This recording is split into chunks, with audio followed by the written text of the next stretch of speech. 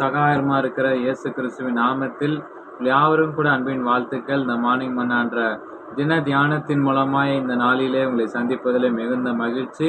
கர்த்தர் இந்த நாளிற்குரிய வார்த்தை, கர்த்தருக்கு கீழ்ப்படியே கவனமா இருங்கள் என்ற வார்த்தை மூலமாய் பேசுகிறோம்.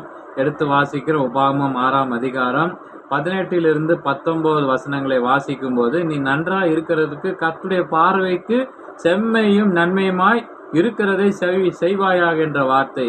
அதாவது இஸ்ரவேலர் காதேசை அடைந்த போதுதான் அங்க இருக்கிற தண்ணீர் கிடைக்கல. ஆனா மோசையோட சண்டை போட்டாங்க, வாக்குவாதம் பண்ணி முறுமுறுத்தாங்க. சகோதரி மிரியாம் செத்து போயிட்டு இருந்தாங்க. ஆனா வருத்தத்துல இருந்த ஆரோனும் மோசை இந்த காரியத்துல என்ன செஞ்சாங்க, ரொம்ப சோர்ந்து போனாங்க. அவங்களுடைய இருதயம் துக்கத்துல பாரப்பட்டு இருந்தது.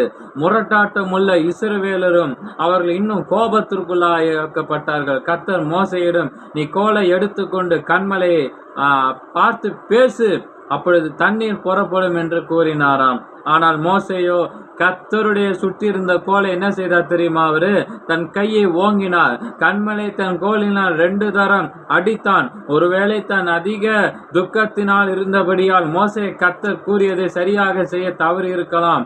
மேலும் அவன் இஸ்ரவேலரை பார்த்து கலகக்காரரே என்று கூப்பிட்டார். அவனும் ஆரோனும் அவர்களுக்கும் தண்ணீரை புறப்பட பண்ணினது போல ஒரு தோற்றத்தை கர்த்தர் சுகந்தது என்று சொல்லி என்று என்னாகமம் 20ஆம் அதிகாரம் 10-11 வாசிக்கின்றேன்.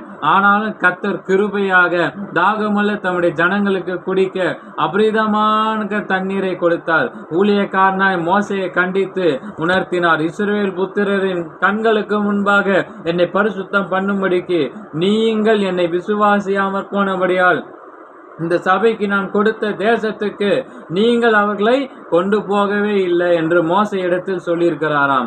அவர் இது எத்தனை பயங்கரமான தண்டனை என்று நாம நினைக்கலாம். ஆனால் உபாகமம் 4ஆம் அதிகாரம் 24 வசனத்தின்படியாக தேவனாகிய கர்த்தர் எரிச்சலுள்ள தேவன் என்று கூறுவதை நாம் நினைவிற்கொள்ள வேண்டும்.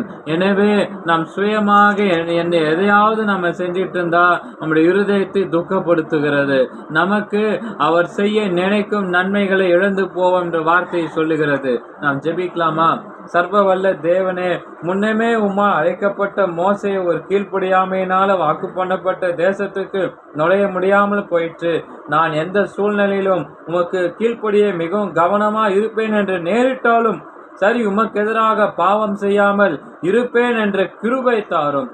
இயேசுவின் நாமத்தில் ஜெபிக்கிற நல்ல பிதாவே, ஆமென். Have a blessed day. God bless you. கர்த்தர் தாமே உங்களை ஆசீர்வதிப்பாராக. ஆமென்.